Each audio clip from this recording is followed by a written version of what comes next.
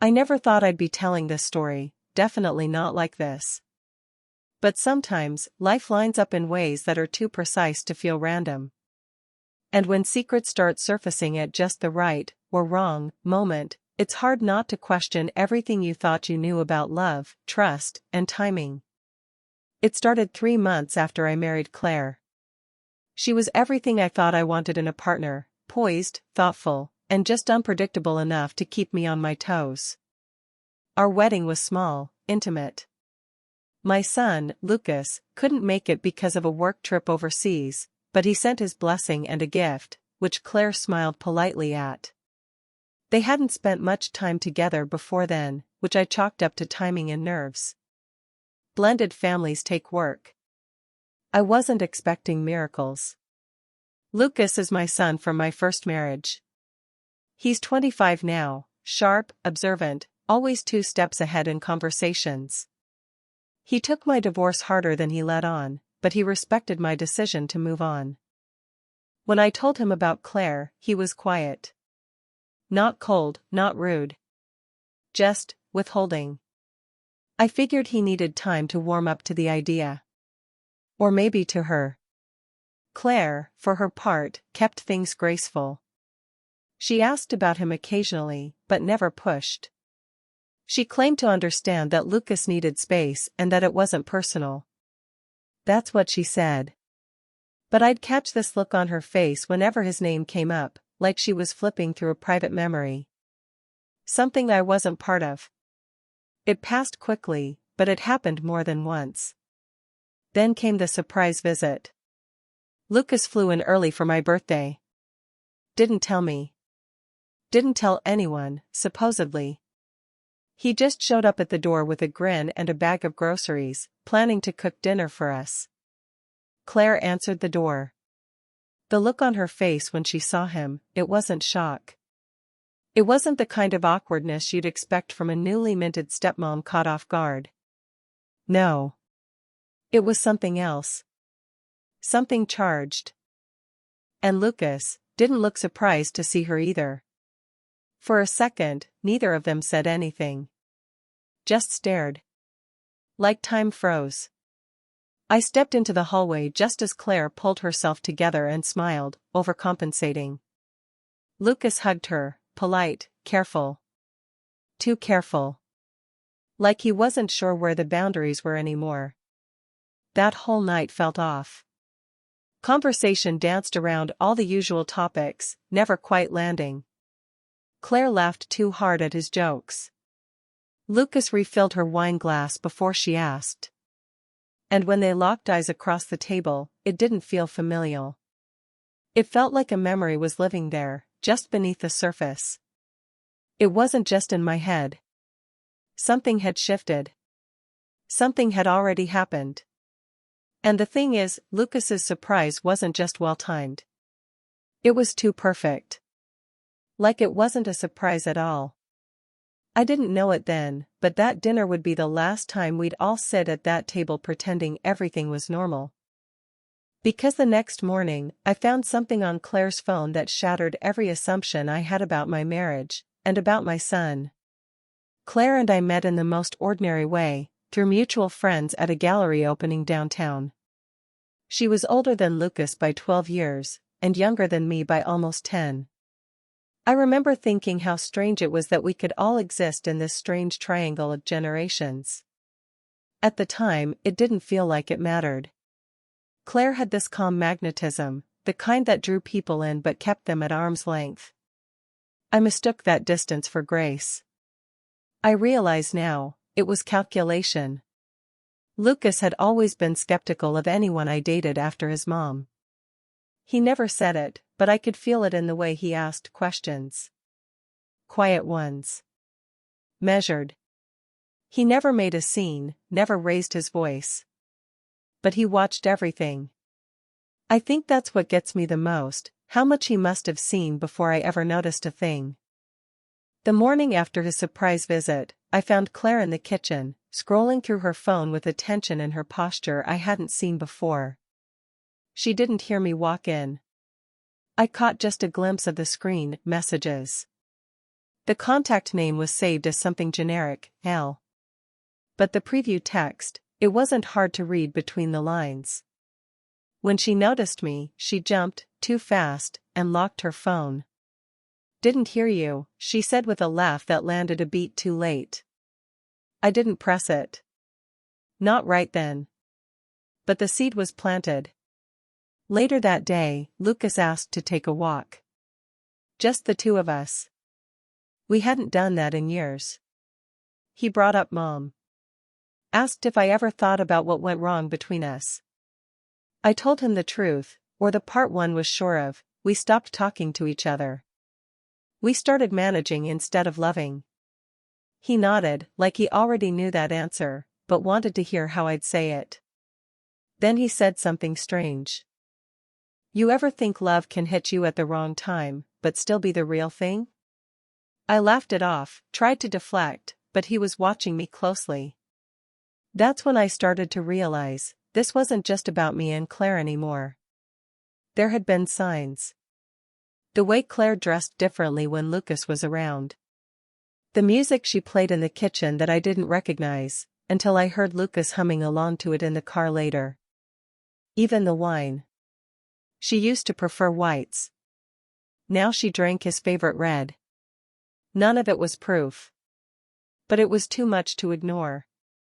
And then there was the dream. That night, I woke up to find the bed empty. Claire wasn't next to me. I checked the hallway. The kitchen. Nothing. I don't know what made me walk out to the back patio, but I did, and there they were. Not touching. Not talking. Just standing too close. Staring at each other like the air between them was holding its breath. They didn't see me. I didn't say anything. I just turned around and went back inside, knowing full well, the truth was already there. I just hadn't asked the question yet. I didn't sleep that night. I couldn't. Every time I closed my eyes, all I saw was that silent standoff on the patio. The way they stood there, tense, intimate, quiet like something forbidden. It was the kind of quiet that screams when you know what you're looking at. I waited until morning to say anything, hoping maybe I was overthinking. But deep down, I knew better. Claire acted normal. Too normal. She made coffee, asked about Lucas's plans for the day, and kissed my cheek like nothing was cracking beneath the surface. Lucas played it cool too, which only made it worse. No one talked about the patio. No one talked about the way Claire hadn't come back to bed. I kept waiting for a slip, a glance, a misstep, something I could pin to the wall. But they gave me nothing. It felt like I was losing my grip on my own home, my own marriage, even my own son. That afternoon, I checked Claire's phone again. I knew it was wrong, but the unease was eating me alive. What I found wasn't a smoking gun, but it was something. A deleted thread, recently wiped. I managed to recover part of it using a tool I had on my laptop, basic tech stuff, nothing illegal. And there it was, a message that read, "It shouldn't have happened, but I can't pretend it meant nothing." No name. No date. Just one line. But I knew. And then came the curveball I didn't see coming. Lucas got a call from a job recruiter, an offer overseas. Big company, 6-month contract. He brought it up casually over dinner, like it was no big deal. But when Claire heard it, her whole demeanor shifted. She dropped her fork. Just clattered it against the plate. She covered it quickly, but I saw the panic in her eyes. That's when the puzzle started to snap into place. What if he wasn't planning to leave? What if he only mentioned the job to force a decision, to force her to make one? It was all there. In the way she looked at him when she thought I wasn't watching. In the way he watched her for a reaction instead of a response. I started seeing everything differently. The story I thought I was living, new marriage, healing family, wasn't the real story. There was another one happening underneath it, running parallel. A story of two people connected in ways I hadn't been allowed to see. And now it was coming to a head. Claire was unraveling. Lucas was keeping secrets. And me, I was sitting in the middle of it, pretending I didn't already know how this ends. But I wasn't the only one starting to crack. That night, while Claire was in the shower and Lucas was out on a walk, I found a small jewelry box hidden behind her sweaters. Not a gift for me. Not a ring. Something older. And tucked beneath it, a photo. Just one. Of her and Lucas. Not from any family event. Not anything recent. This was older. Intimate. Unmistakable. The timeline was worse than I thought. I sat with that photo for over an hour. Just holding it. Studying it. It wasn't the kind of picture people take by accident. Claire and Lucas weren't posing, they were with each other. The kind of closeness that doesn't come from a dinner or two. It was candid, quiet, private. Her hand was on his chest. His head tilted toward hers. And the date on the back, scribbled in faint ink, hit harder than anything else, March. Before everything changed. That was 2 months before Claire and I ever met. I couldn't breathe. My hands were shaking. Everything I'd thought I was building, this second chance at life, at love, was built on a lie so twisted I didn't even know where to begin untangling it. The woman I married had history with my son. Not some harmless flirtation, not a passing moment. Real history. And I was the blind one in the middle. I put the photo back. Not because I wanted to protect her, or him. But because I needed to hear it from one of them. Needed them to say it out loud, so I could stop feeling like I was losing my mind.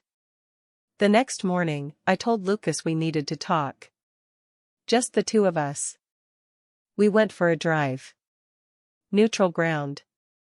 I didn't look at him at first, just kept my eyes on the road and said, "How long were you and Claire involved before I met her?" The silence that followed said more than words ever could. But I waited. I made him say it. He didn't deny it. He didn't even try. Just let out this long, tired breath and said, "It wasn't supposed to be like this." He told me they met at a university panel. She was consulting. He was guest speaking. They connected. Spent time together. Things got complicated when she found out who his father was. He said she pulled away. Claimed she ended it. But then I came along. Introduced her at a fundraiser, not knowing any of it. He didn't tell me. She didn't either. And the worst part? He watched me fall for her. I thought she was over it, he said, almost like he believed it.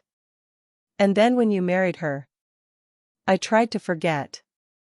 I pulled over. I couldn't drive anymore. I sat there, staring out at the trees, trying to hold it together. You let me marry someone you loved, I said. Or someone who loved you. He didn't answer. When I got home, Claire was waiting. Her expression told me everything Lucas had warned her. She didn't cry. She didn't plead. She just asked, "What do you want me to say?" But before I could answer, her phone buzzed. A message lit up the screen. One I wasn't supposed to see. He knows. What now? The sender wasn't Lucas. There was someone else. I didn't say anything at first. Just stared at Claire's phone like it had punched a hole straight through the floor beneath us. He knows. What now? Not from Lucas. A different contact name, J. No last name. No emoji. Just a single letter. Claire moved fast to snatch the phone, but not fast enough. I already had what I needed. Who's Jay? I asked, dead calm. She didn't answer. Her face went pale, like her body had finally caught up to the wreckage she'd been dancing around. It's not what you think, she said, her voice flat. I laughed. Not because it was funny, because it was absurd. She had already shattered every boundary by getting involved with my son. And now there was someone else? Someone texting her the moment I found out? I think it's exactly what I think, I said. She sat down slowly, like her legs couldn't hold her anymore. You're not the only one who was lied to, she whispered. There's more to this. You need to hear the whole story before you make up your mind. I didn't want to hear anything. I wanted to erase everything. But she wouldn't stop. It wasn't just Lucas. He wasn't supposed to be part of this. Not really. It started with Jay. She finally said the name. Jordan. I felt like I'd been sucker punched. Jordan was my half-brother. Estranged for years. We hadn't spoken since our father died. There'd been bad blood, money, inheritance, family grudges. Last I heard, he'd left the country, disappeared after some shady investment schemes. Now Claire was telling me he was the one behind all of this? According to her, Jordan had contacted her before she met me. Posed as a journalist working on a book about powerful families and the legacies they leave behind. Said he wanted her insights on legacy wealth, marriage dynamics, that sort of thing. They'd met a few times, nothing romantic, she insisted. But then she learned who he really was. He fed her stories about me. Told her I was manipulative. That I'd used people and discarded them. That I deserved to be brought down slowly, from the inside. Claire swore she didn't believe him, at first. But then she met Lucas. He was kind. Lonely. Open in ways you never were, she said, as if that justified anything. I never planned to fall for him. But it felt real in a way nothing else ever had. It wasn't just betrayal, it was strategy. I realized then that Claire hadn't just wrecked a marriage. She'd walked into my life with a playbook. Lucas had been caught in it, whether he knew it or not. But Jordan, he was the one orchestrating everything. And if he was back, that meant one thing: this wasn't over. It had never just been about love. It was revenge. And I was only just beginning to see how deep it ran. I didn't call Jordan. I didn't send a message. I wanted to look him in the eye. To see the smirk I knew he'd be wearing when he realized I'd finally put the pieces together. And sure enough, it didn't take long for him to find me first. He showed up at my office. Like nothing had happened. Like we were two brothers catching up after a long silence instead of standing at the center of a bombed-out life. You figured it out, he said, grinning like a man who'd waited too long for his punchline to land. You always were a little slow when it came to women. I didn't respond. Not yet. I just watched him.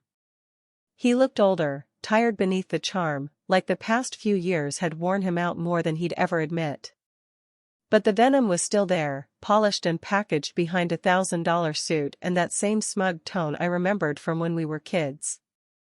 Why? I asked. Simple. Quiet. Jordan sat down across from me like he owned the room. Because you took everything, he said. Dad left you the company. You got the clean life, the stable image, the legacy. Me? I got dust. So I decided if I couldn't have what you had, I'd burn it down. He leaned forward. Claire was just the opening move. She didn't want to be part of it at first. But you made it easy. All that distance you keep from people? All that cold, managerial love? She fell for Lucas because he showed her warmth. Emotion. You handed me the wedge, and I just pushed. There it was. The full picture. My wife, my son, my brother, woven into a web I hadn't seen until I was already choking in it. But Jordan had made one mistake. He thought this would break me. I stood up and looked at him with something he hadn't expected, clarity. You think tearing down my life makes yours whole? That's pathetic, Jordan. You didn't beat me. You exposed everyone I couldn't trust and saved me the trouble of pretending anymore. He blinked, just once. No comeback. No smirk. I think, for a second, he expected me to hit him. Or fall apart. Instead, I turned and walked out. I filed for divorce the next morning. Lucas didn't call. He didn't try to explain. And honestly, I didn't need him to. He had chosen his side, whether he meant to or not. Claire left without a fight. No begging. No apologies. Just a short letter on the counter the day the movers came. I loved two people in the same house. I'll regret that for the rest of my life. I believed her.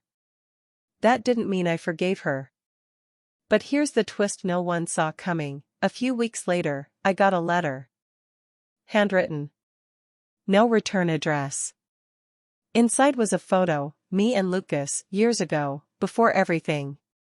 Tucked behind it, a note in Jordan's handwriting, you still have one thing I never could, hope. Don't waste it. And for the first time in months, I didn't feel hate. I felt free. I didn't respond to Jordan's letter. Not because I didn't want to, but because I finally understood that closure doesn't always come from confrontation. Sometimes it comes when you decide to stop carrying what broke you. And that's what I did. I let it go. Claire moved to the coast. I heard from a mutual friend that she took a job teaching creative writing. No one talks about what happened between her and Lucas, and I don't ask.